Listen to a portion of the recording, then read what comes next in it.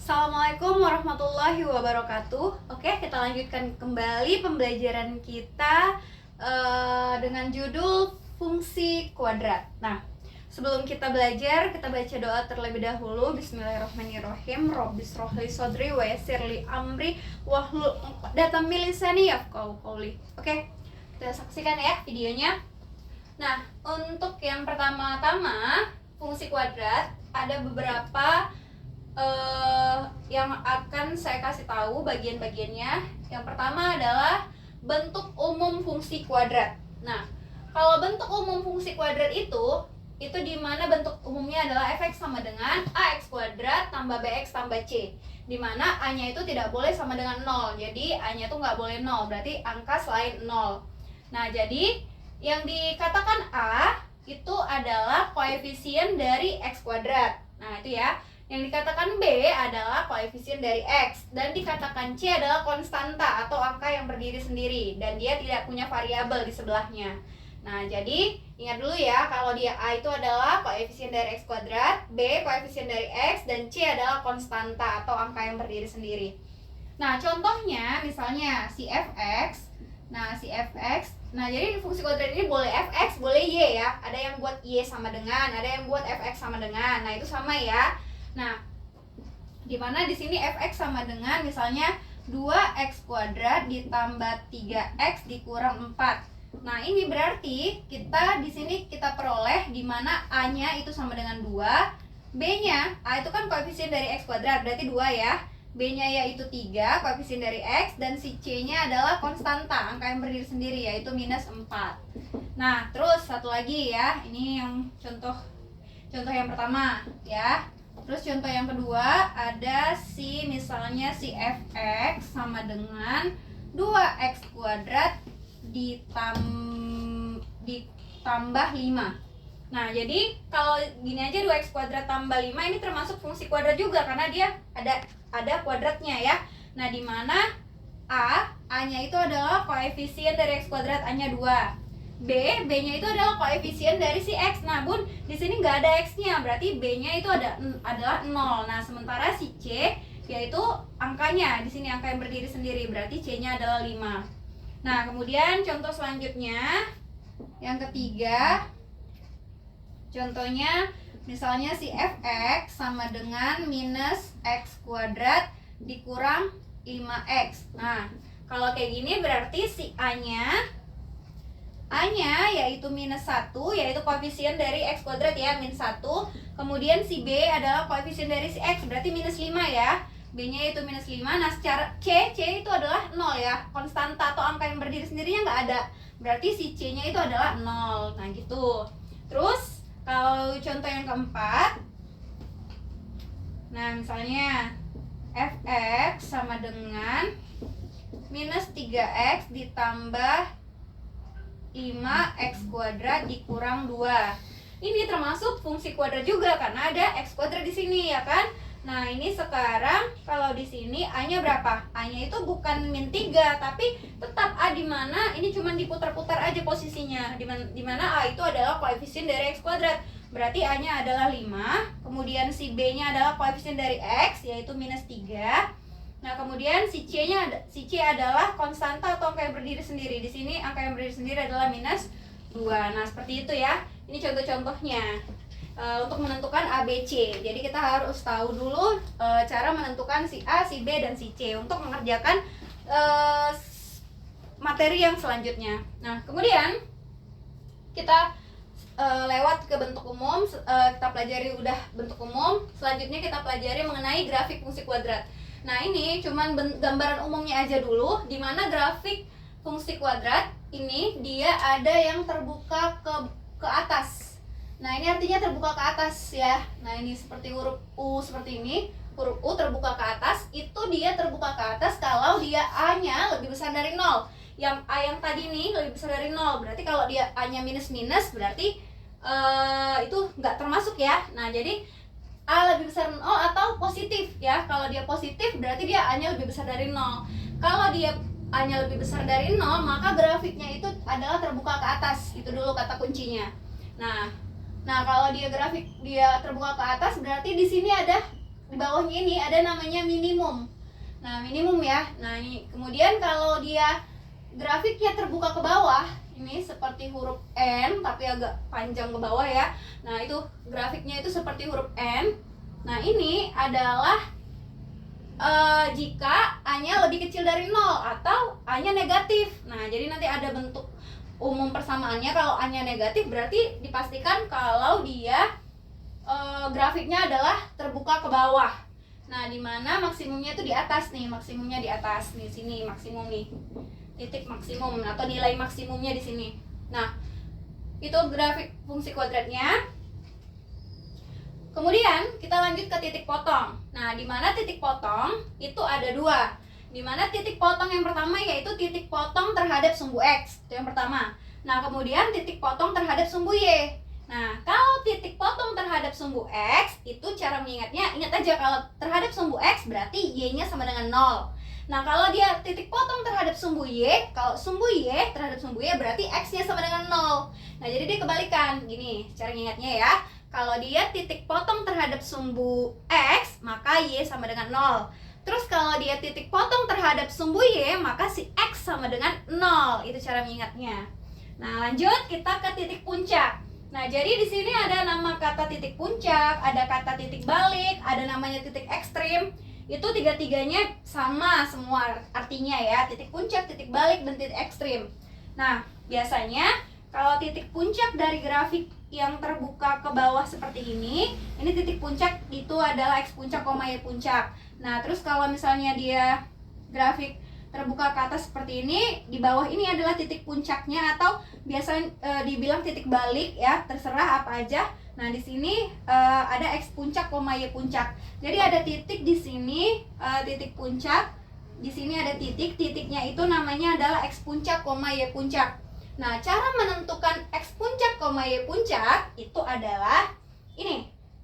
Jadi bentuk umumnya tadi kan ini ya, fx sama dengan ax kuadrat tambah bx tambah c. Cara menentukan X puncak, Y puncak adalah min B per 2A, min D per 4A. Nah, jadi X puncak, Y puncak itu berarti kita mencari si X puncak berapa, Y puncak berapa. Nah, caranya adalah min B per 2A, min D per 4A.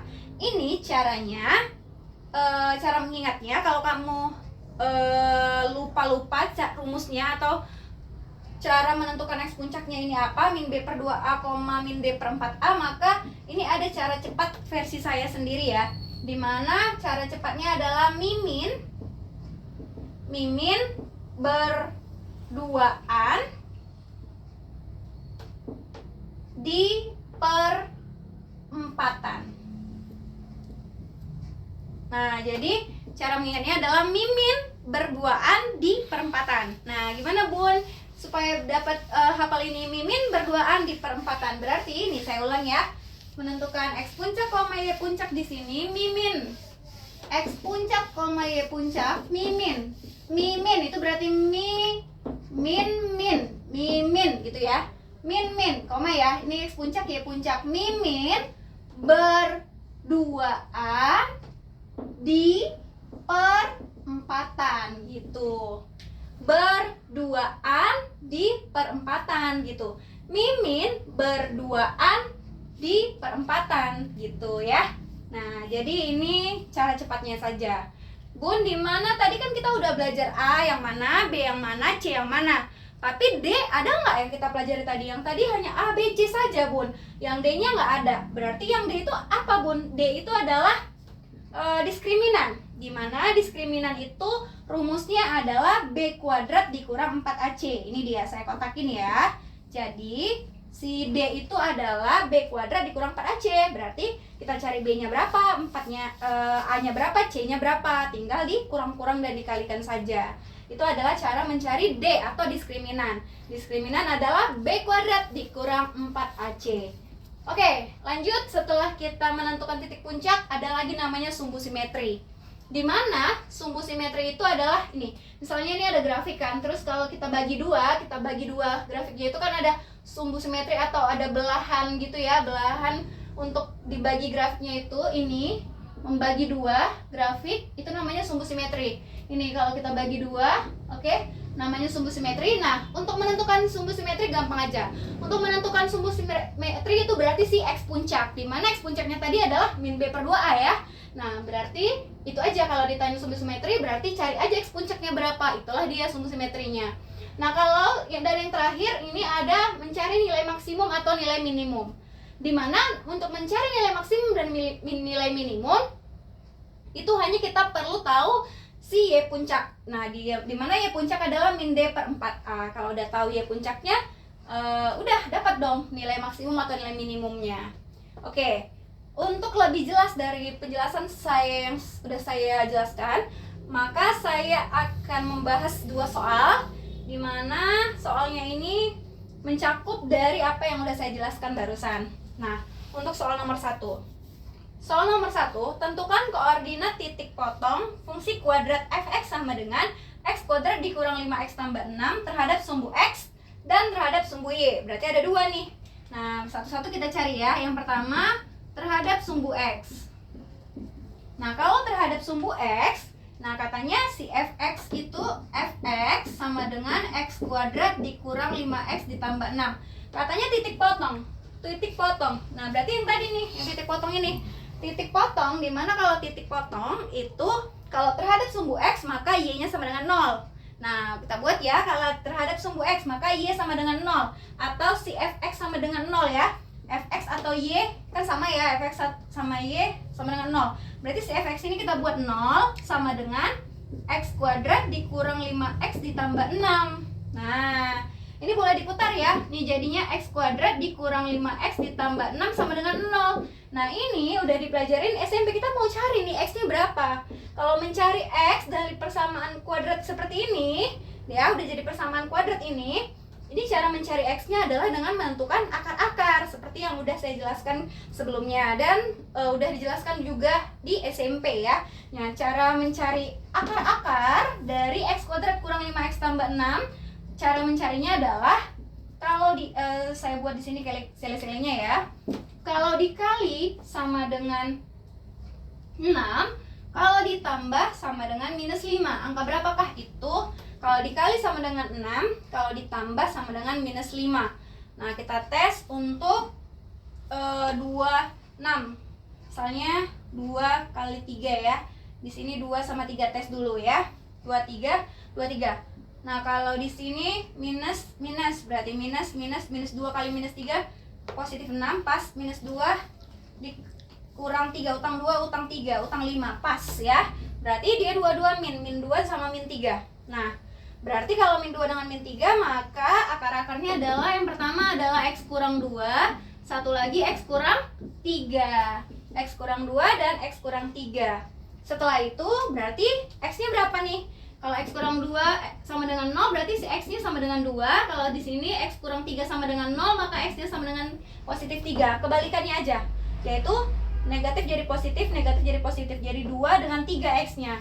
Nah, berarti titiknya apa? Tentukan koordinat titik potong. Berarti titiknya tuh ada yang pertama, yaitu si 0,2 kan x y ya. Ya, titik potong itu adalah x, y. Berarti sini yang pertama x-nya 2, y-nya tadi, y-nya 0 kan?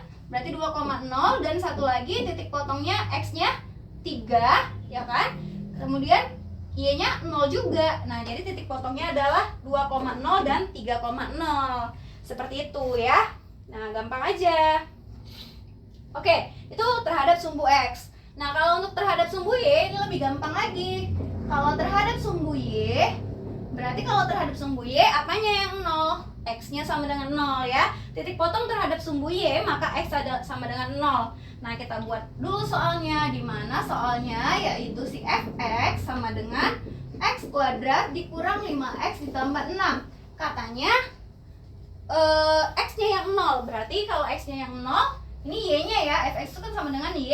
Nah, kita buat di sini Y sama dengan 0 kuadrat dikurang 5 dikali 0 ditambah 6. Berarti Y sama dengan 0 kuadrat 0, 5 kali 0, 0 tambah 6. Berarti Y sama dengan 6. Ya kan? 0 kurang 0, 0. 0 tambah 6 sama dengan 0 tambah 6 sama dengan 6. Nah, berarti Y-nya 6, berarti tadi X-nya 0 kan? Nah, berarti titiknya apa tuh? Titiknya kan X, Y. Berarti tadi X-nya 0 kan, sumbu Y berarti X-nya kan 0 kan? Nah, berarti ini X-nya 0, Y-nya 6 gitu. 0,6, sementara titik yang ini 2,0 dan 3,0. Itu adalah koordinat titik potong, cara mencari koordinat titik potong.